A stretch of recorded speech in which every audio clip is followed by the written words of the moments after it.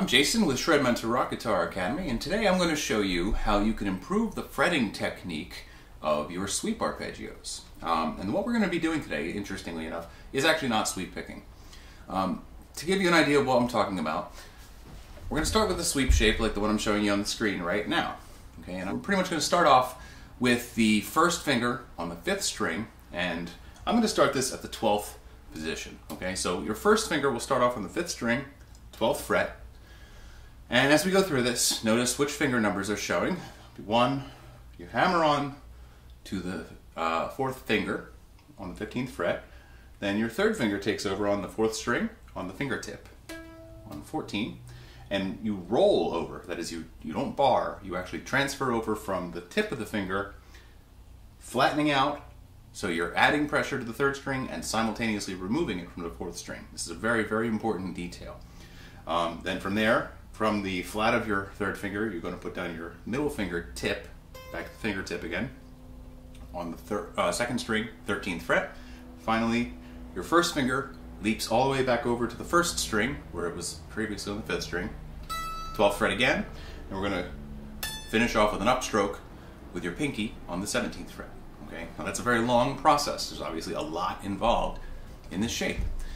So, in order to get it down, you're probably not going to nail the technique if you just start right off. Now, that's usually something, that's kind of one of the problems with sweep picking, honestly, especially if you're new to it, is that you can't really even do that right away. It's very hard to get all this stuff down, and all of these movements have a lot of nuances to them that you really need to slow down in order to pay attention to. Really, that's one of the biggest challenges with sweep arpeggios, is that it's very hard to play them at the speed they're supposed to be played at, or the speed that you wish you'd play them at first, because it's very hard to get all that together. So I'm going to show you how you can slow the whole process down, but not suck the life out of it by having no rhythm. And it's very, very simple, sort of. You can leave that up to your judgment, I guess, but all you do is you double pick every note.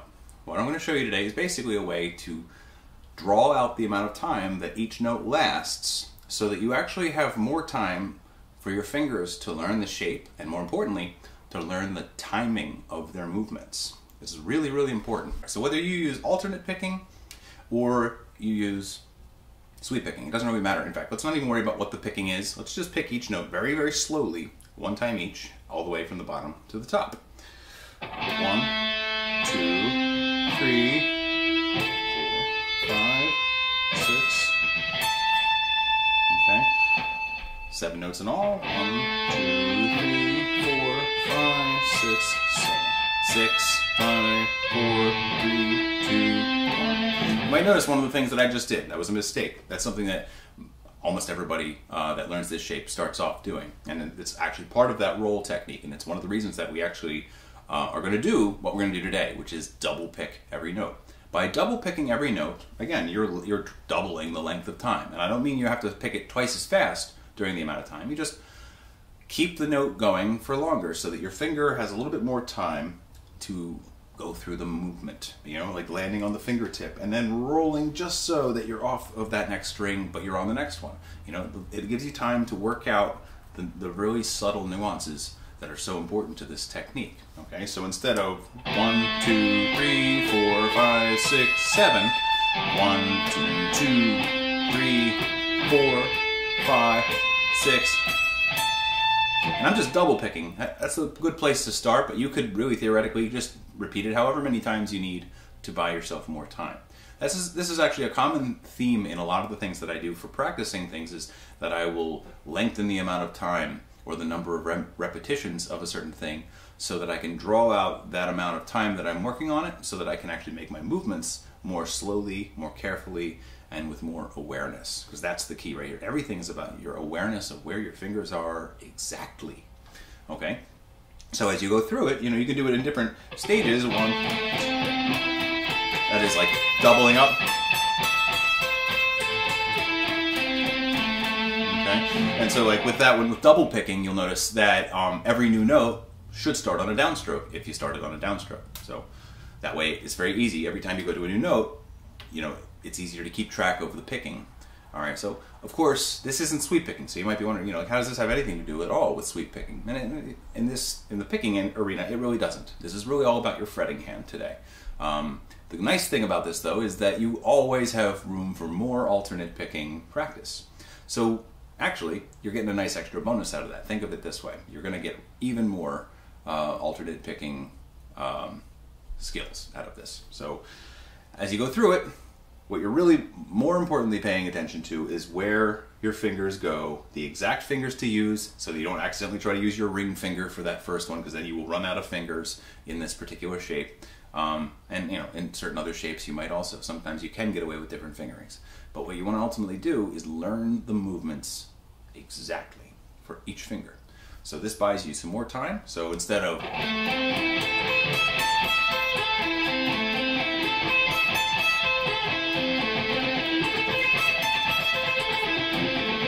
Now I am actually just going double speed now, so that doesn't buy me any time. So maybe if I go at the same speed still as the... but maybe up it to 4 times.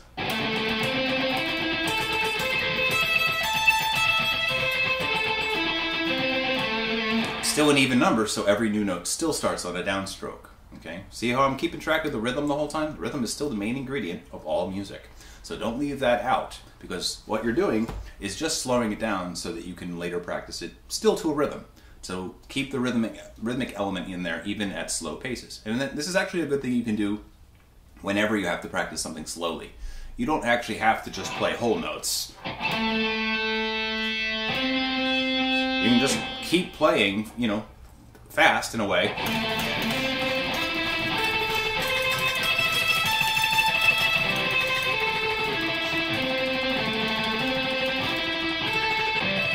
You can just keep flying through the notes individually fast while they sustain for a long time. The point is that your fingers are there for longer, and you're walking through these very, very exact motions very, very carefully while extremely aware of what you're doing. Okay, so try this with all the sweep shapes that you've practiced. I have actually added one PDF for you to get started with 3 shapes for major and 3 shapes for minor. So get started with those. Those are really kind of the building blocks of everything, and this particular sweep shape format in particular is very nice because you notice I mentioned it has 7 notes. What's really nice is it makes a 12-note loop from bottom to top and back down. 1, 2, 3, 4, 5, 6, 7, 8, 9, 10, 11, 12. Start again. 12 is great for rhythm because 4 goes into it, 3 goes into it, and 6 goes into it. So, and also you can do weird odd time stuff by making it like 5 plus 7. So 1, 2, 3, 4, 5, 1, 2, 3, 4, 5, 6, 7, 1, 2, 3, 4, 5, 1, 2, 3, 4, 5, 6, 7. Break it up in a weird way too. So there's so many cool things you can do with 12. And if that wasn't enough, you can just double up the length to 24 notes and you have even more. 8 goes into it now too. So 12 is just the magic number when it comes to rhythm because there's so much cool stuff you can do. And so each of these shapes, simply by having 2 notes on the lowest string, 2 notes on the highest string, 1 note on 3 in between, and nothing on the 6th string for now, you automatically have this perfect little 7-note pattern that yields a 12-beat phrase if you loop it. It also yields a lot of different other kinds of phrases too, depending on how you reorder and arrange the notes. But starting with just that, use these shapes because they all have that same thing in common. You pick, hammer on, tip, roll, tip, tip, then you have an upstroke, and that's where your other 6 start. Note 7 is really 1 of 6 on the way back. Up, pull off, because we hammered on the way back. So after you do your first pick, it's either a pull off to go down or a hammer on to go up. All right, it's this sort of anatomy of this shape that's just perfect. And it works with all different kinds. So even though I give you just major and minor in the PDF, there's also diminished 7th, all kinds of other 7ths. Really any arpeggio could really be played in this sort of nothing on the 6th string, 2 notes on the 5th string, 1 note on the 4th, 3rd, and 2nd string, and 2 notes on the 1st string formula. So try to find other arpeggios. If you know what scale you're basing everything on, try to add in a couple extra notes or replace one of the notes on one string with a different note from that scale. There's a lot of ways to get creative with this at the same time as building up your chops. And plus, by getting creative, you give your chops a new situation to get good at. Okay, so do apply some of this stuff. Remember, try starting with just slowly picking the pattern first before you double pick or anything. It's a complication into itself. You are adding a complication to this, so I am recommending that you do something even harder than introduce a different difficulty instead of the sweep picking when you are building up your fretting hand, because that way, again, you're learning your fingers' timing, the exact timing of how to make each motion, and that's extremely important and beneficial, and it'll speed the process along, actually, compared to if you just try to sweep constantly. Eventually, you have to get back to sweeping where you can coordinate both hands down to the very subbeat, but that's another reason why to slow the whole thing down so that your fingers can really have a chance to memorize it. This is something you should spend about 20 minutes a day working on until you can get it down. It'll probably take you a few weeks to maybe in a few months to get comfortable with it, but once you do start to build a strong foundation for the fretting aspect of your sweep technique, then you're going to find that these arpeggio shapes are one of the main pieces of your playing vocabulary. So do get used to these, and I look forward to hearing any comments that you have. If this does help you, please chime in. I'd love to hear if you have any questions as well. If this does help you also, please share this on Facebook or wherever you share things. I'm really trying to help as many people learn things like this as possible, because I know that sweep picking, for me especially, was really hard. I didn't have anybody to help me with it. And I'm sure it took me much longer to learn it than it should have needed to, but I didn't have any guidance. So I hope to help you and anybody that you know who could stand this help as well to speed this along a lot quicker, because sweep picking kicks ass, and we all know it kicks ass to watch it and listen to it, and to do it, I can confirm it also kicks ass, and I want to help you do it too. So please let any friends that you know that want to learn how to sweep pick know about this video as well. Until next time though, and in the meantime, I'm Jason, and hope to see you at shredmentor.com. Until next time, rock on.